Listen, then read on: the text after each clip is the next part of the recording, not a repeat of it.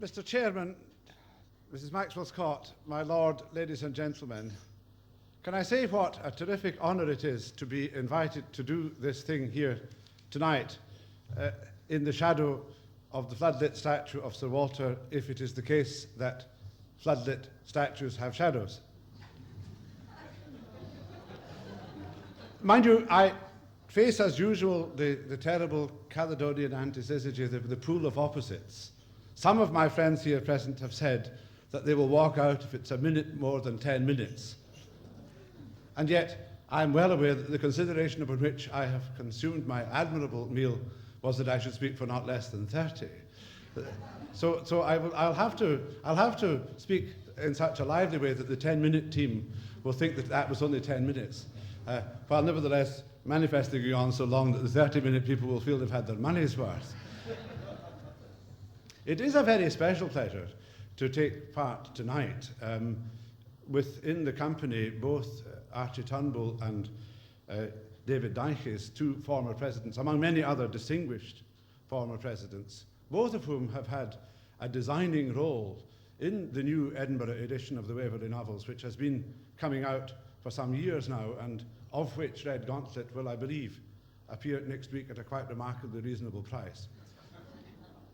Published by Edinburgh University Press from George Square, Edinburgh. Now known as Edinburgh University Press Limited, because you will understand that it has now to operate at a profit. These are hard times in the universities, my friends. But it has been very exciting, may I say, to have been involved in the production of this new edition, unusually for a scholarly edition. Instead of going to the last edition from the hand of the original author, it went to the first, because Scott's first edition made such a quite extraordinary impression, both in this country and abroad, as it came racing off its author's pen. And there's a sense in which the excitement given by these racy first edition novels isn't fully captured in the later ones, and I think that David Hewitt and Archie Turnbull and David Deiches and the others who chose that it should be done this way did Scottish literature and letters a tremendous service. And I've had a kind of walk-on part, as was said, as a University Court representative, kind of helping to midwife the thing, but it's been a huge privilege to be in that position, and I think that it's grand that towards the end of the 20th century we produce the finest work of the Scottish 19th century in a new and definitive edition with proper scholarly apparatus and all the rest of it. It's not an easy thing to do a gathering of this kind, and particularly not easy because various circumstances out of the control of anybody here present made it not improbable that I wouldn't have been here tonight. And apparently one of the duties of the president is to provide a text of his oration. Now I'm one of these people who, like Dr. Erskine and Guy Mannering, don't speak well from a text. You may say I don't speak well from anything, but I especially don't speak well from a text. But I was told there must be a text and that it must be publishable, and if I couldn't be here, somebody else must be able to read it. So I'm sorry to say that there is one. And this may cause a kind of... this may make the 10-minute team feel a bit heavy, but if it does, I apologise. I rise to address you at a time when there's a kind of general air of alarm about the state of Scottish education and culture. We're not quite sure that we've got it right in the schools and the universities, and ministers of the Crown, no less, pontificate upon the subject upon our television screens from night to night. We are forever reading of the quite startling ignorance of the young people about the important past, and I'm always myself ready to be shocked by this. But I do have to remember that my own early exposure to the books about Orlando the Marmalade Cat and his dear wife Grace disabled me as a student, and if I am honest, disabled me to this date from taking seriously the grand medieval epics of Orlando Furioso. I'm sort of captivated with thoughts of mad ginger cats leaping on horses and galloping off in all directions. Mind you, even with that disability, I do find it alarming when I meet young people who think it remarkable that Walter Scott wrote his first novel about a railway station in Edinburgh. even if the sharper-minded among them remarked that it must have been very early in the days of the railways that he did it. But actually, really, when you pause and consider that point, the truth is really very, very much more remarkable. Here we are, living in a city whose football team, I beg your pardon, all Hibs supporters here present, one of whose football teams is named after a novel, and whose head railway station is likewise so named. You only have to contemplate the potential parallels to see how remarkable this is. À la recherche du temps perdu would be a kind of near-the-bone name for a railway station. Even one inhabited by the TGV. Although it's said that Mr. de Gaulle made them run on time, or was that somebody else? Mind you, after what was called the refurbishment, but we all know was in fact the defurbishment of Euston Station, Bleak House was obviously the proper name for that place. Further in this vein, I have to say that it was very difficult when I was a lad, and I did these things, to get from any of the Clyde ports to any other of the Clyde ports without boarding a steamer called something like Talisman or Jeannie Deans or Waverley. And I'm glad to say that the paddle steamer Waverley is still plying a brisk trade all over the summer down the ports of the Clyde and Argyllshire. I do also remember an admittedly slightly sleazy Ivanhoe hotel in Buchanan Street in Glasgow. and a superabundance of Rob Roy pubs, inns and botels in the Trossachs and the district of Menteith and around Kippen, where my auntie was a schoolmistress. When all is said and done, we are in the presence of a curious phenomenon, that of a literary artist whose creations have been adopted into the general culture, to the point where many more people know the things named after the novels than know that there are novels after which the things were named. And two reflections immediately follow from that. First, at least for predecessor generations, if not for our own corrupt one, the cult of Scott and his novels and his poetry must have dug very, very deep into the collective consciousness, no doubt by tapping roots in the collective unconscious. Certainly, here in his native Edinburgh, he must have been, for many years, even more of a cult figure than Burns, even if to contemporary taste, Burns is the more immediately memorable and resonant of our two great literary icons. But it isn't all one-way traffic. I do somewhere have a certificate at home to commemorate an ascent to the summit of the Scott Monument, but I have no certificates anywhere to commemorate the upwards of 70 Burns suppers, which I have addressed in more or less repetitive terms since my first appointment to the Regis Chair in Edinburgh a quarter of a century ago. The statuary of Scott is even more omnipresent and visible than the portraiture of Burns, though it again has to be said that the drunk on the Friday night bus is more likely to be doing violence to the strains of a Red, Red Rose than to those of Jock of Hazeldean. Even if it's true, then, that Scott's star is in something of a popular eclipse at present, there is still a bit of an aura or a glow around the recent, I have to say, appalling serialisation of Ivanhoe on television. And Scott's influence does lurk deep in the sense of identity we share here in Scotland. I ought to confess that I do own a dinner jacket, but it is such a dilapidated and disreputable garment that I have to ration very carefully its public appearances. And when all is said and done, for such an occasion as this, even well south of the Highland Line, it no longer seems inappropriate to turn out in my present outlandish dress, what my brother calls being gift-wrapped in tartan.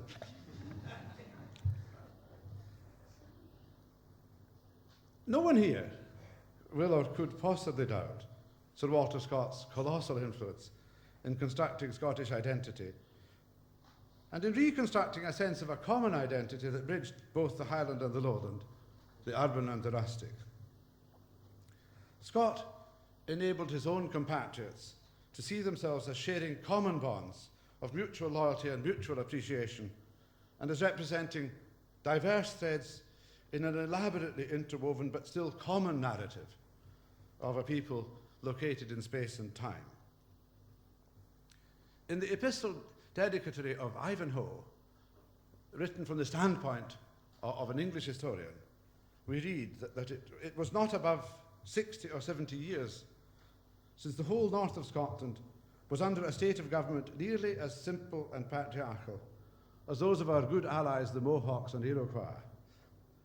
Admitting that the author of Waverley cannot himself be supposed to have witnessed these times, he must have lived among persons who acted and suffered in them.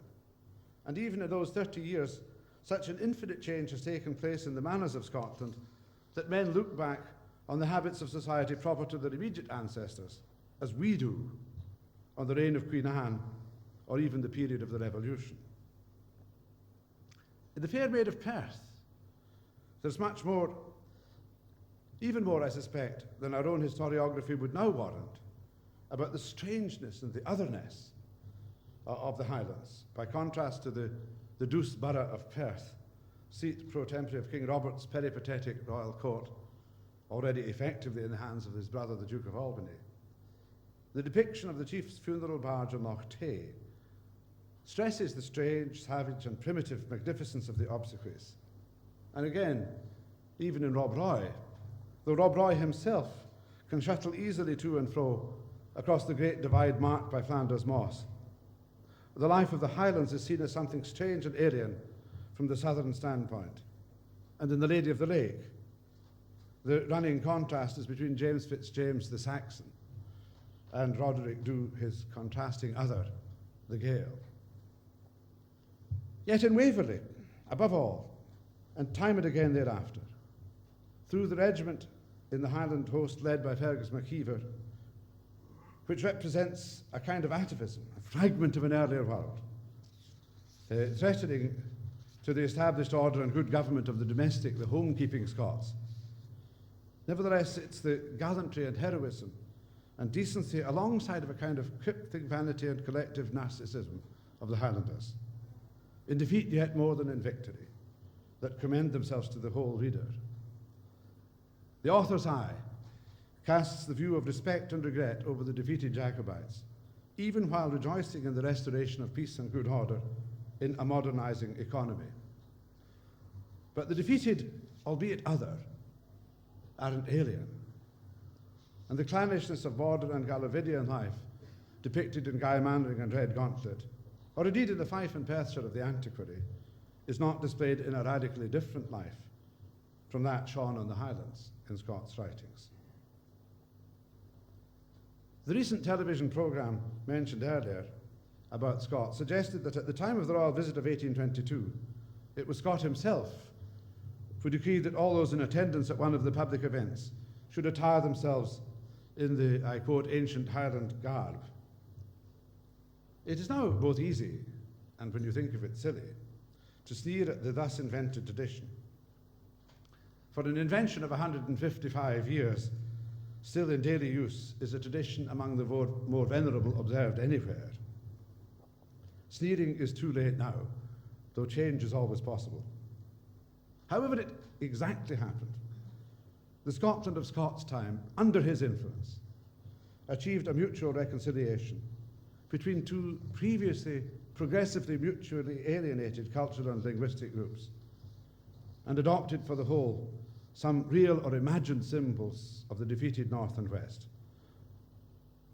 Our present sense of one nation in Scotland owes an irrepayable debt to Scott and his creative imagination and literary artistic power. It is one of the great themes in Scott's writing, reconciliation. In Scotland, you get the reconciliation of religious hatreds in old mortality, the reconciliation of Highland and Lowland in Waverley and in Rob Roy,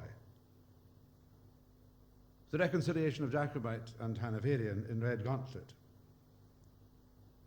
As the quotation from Ivanhoe a minute ago suggested, there the theme of the separation and distance between Saxon native and supplanting Norman aristocracy is paramount. And yet its reconciliation is in the end the underlying theme, tied in this case to the personality and politics of King Richard.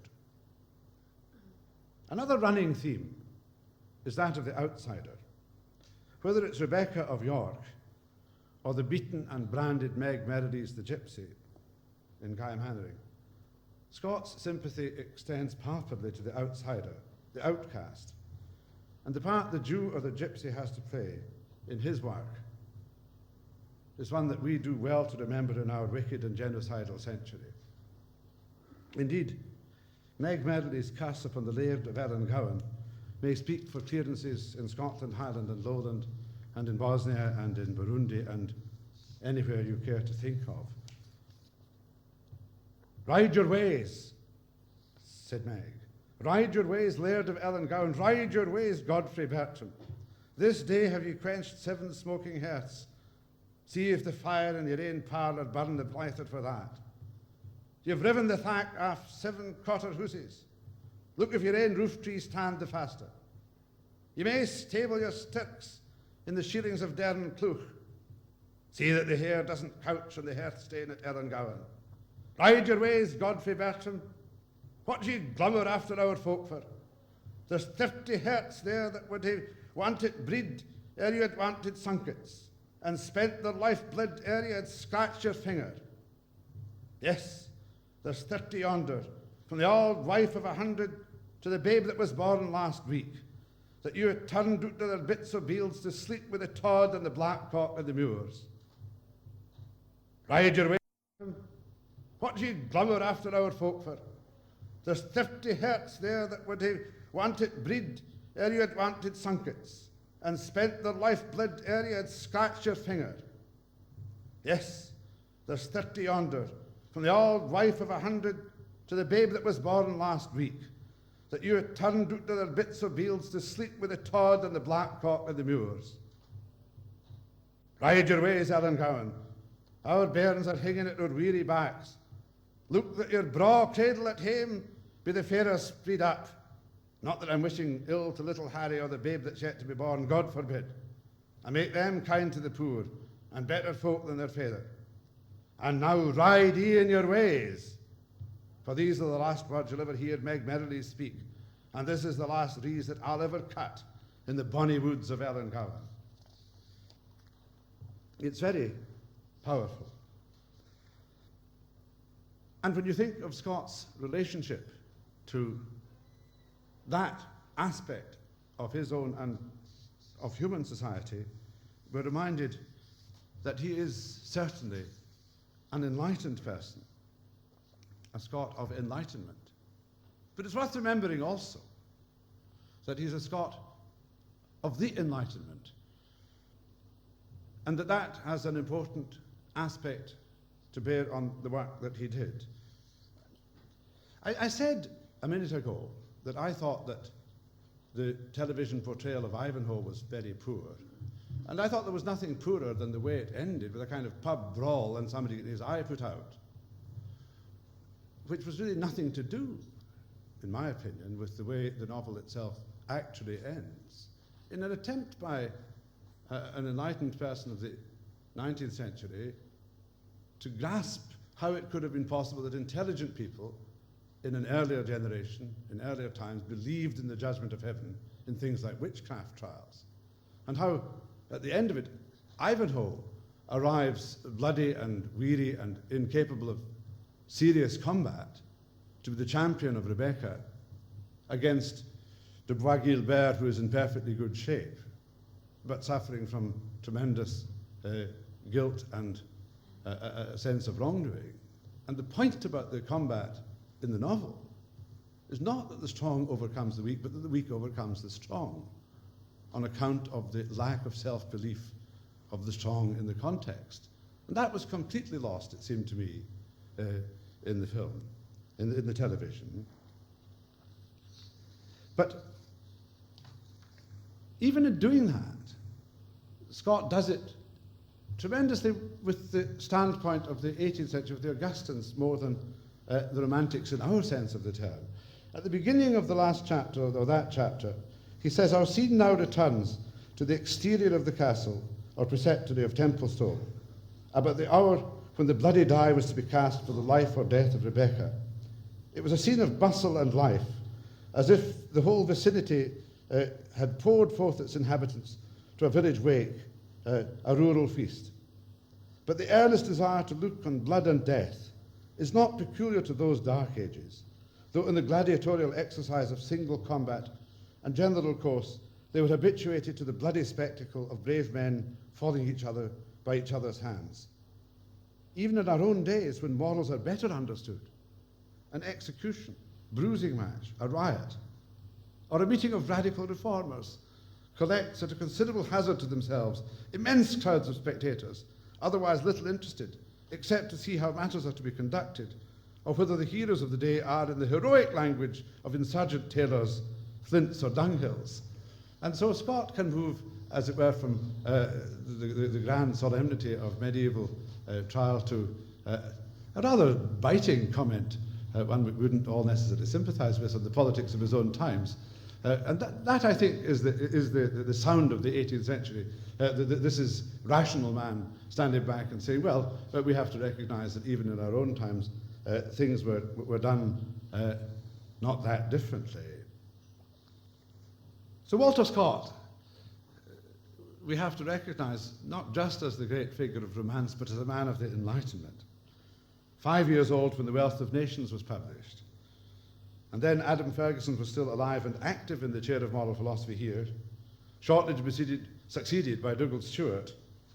And the general legal, philosophical, historical excitement stirred up by Lord Kames, Henry Hume, was still setting the tone. John Miller was still lecturing at Glasgow, going over tales about the origin and distinction of ranks in human societies and about the English constitution or the British system of government.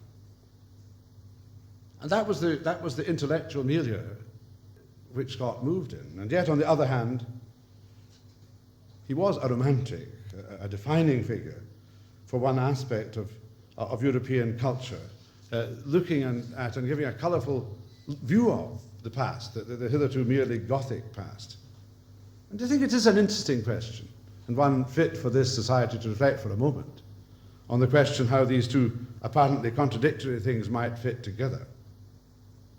Might be again just another version of the Caledonian antisyzygy. But maybe there is an answer in Scott's own particular approach to the affairs of the past. Like Hume and Smith, he is a believer in an invariant foundation of human nature, in the strange mixture of reason and passion that make up the human spirit. As he says in the introduction to Ivanhoe, the task for the novelist's imagination is to figure how human beings with the same basic emotional and intellectual makeup would connect into very different social and economic settings than the ones we confront, and figure how their behaviour would make sense to them in their context, and thus to us with an awareness of their context seen from a different point of view. In this context, you can recall Adam Smith's observation that the Dutch are more honest than the English, and the English are more honest than the Scots, and within Scotland the Lowland Scots are more honest than the Highland Scots. But Smith says it's not to do with the fundamental character of human beings as such, to do with their circumstances. In the Netherlands, everybody lives by trade, and trade depends on people being men of their word. There's less trade, but a lot of trade in London, less trade, but still quite a bit in Edinburgh and Glasgow, and none at all in the Highlands, where being a clever and quick man, a polymetes Odysseus, I suppose, Odysseus of the many fibs, is a good way to get along. So people behave as they do because of the way their world is. In the 18th century here in Edinburgh, there was a great four stages theory of human society, derived originally from Montesquieu. First of all, human beings lived in societies of hunters and fishermen, and they had no property, no durable property, because you can only keep what you can eat. No point in it, otherwise it rots. But after some time, people gradually domesticate animals, and you get people with ever-increasing herds roaming the plains.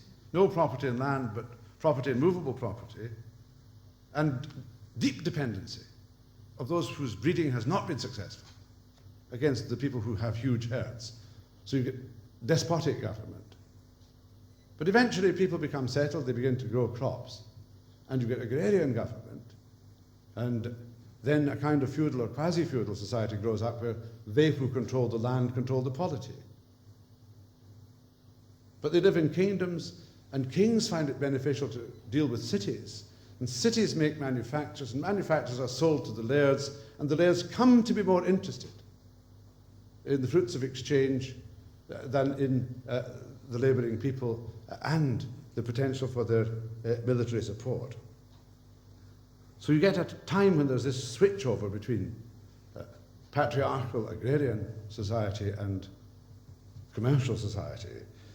Fergus MacIver in Waverley is the very type of an agrarian chief. And the clearances when they came, the aftermath of Red Gauntlet, you might say, represented the commercialisation of society, and with it, the switch to impersonal, market-oriented relationships, rather than those coloured by personal loyalty. It's not difficult to see the impact of this broad view throughout Scott's novels, particularly perhaps in the Scottish ones, but also in the more successful English romances, and particularly Ivanhoe. The distinction of ranks, in Miller's phrase, is the heart of Scott's pictures of society. The emergent commercial world of people like Gib Glossin in Guy Mannering isn't much to his taste. Yet I think he sees its inevitability, given his own particular view of progress. But he's also well aware of a point made by Adam Smith and more colourfully by Adam Ferguson. Smith reminds us that although in commercial society people become enormously more productive by the division of labour, dividing the making of a pin into 12 different activities, though it makes a lot more pins, makes very much more boring people, with a narrower view of the world. And Adam Ferguson says that although the 18th century and the 17th thought of a social contract, that people would relate to each other as contracting parties, this is to misread the past, because it's only in commercial communities that people see each other for the use they have for each other, rather than for the people they are to each other. And so that, as Ferguson says, there's a far greater closeness and bond of association in non-contractual, non-commercial societies than in commercial ones. And the problem of commercial and commercializing societies is to retain in them the sense of virtue, which they have inherited but partly lost from the societies of their ancestors. Certainly, Walter Scott was closely intimate with Adam Ferguson and his family. I was just reading The Black Dwarf the other day, the new edition of The Black Dwarf, and being reminded that the story of The Black Dwarf was picked up by Scott, or attended, confirmed by him from conversations with the son of Professor Adam Ferguson, who resided in the border country. So I sense that certain of the virtues flourished better in less commercial contexts is much to be found in the writings of Ferguson, and finds a ready echo in the works of Scott. Yet the same Walter Scott does believe in progress, believes in the kind of reconciliations of the Saxons and the Normans in Ivanhoe, or that the Saxons and the Gaels achieved or were achieving in Scotland in his time, or that the Scots and the English had achieved in the 17th and 18th centuries in the period of Union. Scott is unquestionably a believer in progress, but not without profound regret for its implications. It's the regret, the sense of the real values and qualities exhibited by previous forms of life that we cannot replicate in more modern ones, that gives Scott his very particular and, I suppose, authentically romantic character in an essentially 18th century and Enlightenment worldview. His is a romanticism of the Enlightenment, and the contradiction begins to disappear if we reflect on Adam Ferguson's work, or those bits of Smith that chime in with it, more than does the bland progressivism of the next generation, Scott's own generation, people like Dougal Stewart. There are many other aspects of Scott that one would like to celebrate on an occasion like this. so I'm beginning to run even the 30-minute people hard. I was reading a terrific introduction to Black Dwarf the other day, and it's full of how, after a generous royalty advance, Scott kept writing letters to the publisher saying, yes, he was just finishing, and next week a package would be in the post. And he was just at the very minute writing the last chapters, just waiting. And it was only 6 months late in the end. Well, I've spent this whole winter struggling with a series of deadlines, including the compelling deadline of this to be published oration. And so I felt a tremendous fellow feeling with Scott staving off his publishers, though I think I feel a slightly greater virtue since I didn't get a royalty advance. Though I suppose my dinner counted as something of the same kind. Again, it's not possible to contemplate without awe the heroism of the period when, at the end of his life, he was making sure that the creditors were repaid and Abbotsford kept for the family by that fantastic period of soul-destroying work that he went in for. There's also that bit about the boy with the bad leg from polio, who was sent to his grandfather's house and picked up the old border ballads which he was subsequently to pass on. I can't claim to any literary distinction, but I remember when I was young and was deciding to take up playing the pipes, as was said, and was learning the chanter, and there was not very good tuition in the school pipe band at the time, but my father said, well, you should go and visit your great-uncle Neil, who lived in a spotlessly beautiful house in a filthy tenement staircase in Glasgow near the high school where I was a student. And I went there, and two of my old great-uncles taught me the pipes between them, mainly in Gaelic, and entirely, because of the age they were, in the rhetoric of the 19th century. And not just of the 19th century, in the 19th century in Mull, where my family came from. And that experience gave me this extraordinary sense of inhabiting an imaginary landscape. Because it was the landscape and the society that they had been in as boys, which was no more. I mean, I can go back, I did go back, and looked around for the places with the place names they gave them, now called different things. And you go to the war memorials of the First World War and remind yourself of how a whole society, the fag end of a martial society, answered the call to arms in 1914, and it often was destroyed, wiped out. And when they came back, as it said in some of Neil Gunn's novels, and above all in Sunset Song, to a different world, a world that they knew not. It's one of the commonplaces of our times that all over Europe, all over the world, people hark back to lost pasts. And our sense of who we are is tied up with a past that we can capture in imagination and a kind of individual or collective memory, but no, isn't there anymore. And I think that has much to do with the politics and circumstances of our times. There is a kind of competitive game played about whose party would Walter Scott vote for if he were alive now, which I don't play. But I think that a significant fact is that as we approach an election, no group which will contest the election in Scotland will do so otherwise than with the argument that this civic entity, this cultural condition, this Scotland, is of importance to the world and ought to thrive and survive and have an active and energetic internal life within whatever larger groupings it belongs to. And we should remember from time to time that though we differ about the constitutional arrangements that would make that possible, and differ passionately about the right way to get it, it's a kind of common possession among us that we think that that's what we should be trying to get constitutional arrangements to do. And it's that sense of the significance of our Scotland that we owe, I think, more than to anybody else, to Walter Scott, but also to a host of others who have written and acted and done in his spirit and in parallel and matching, sometimes partly conflicting spirits. So that makes it a terribly fine thing to be invited to give this toast tonight.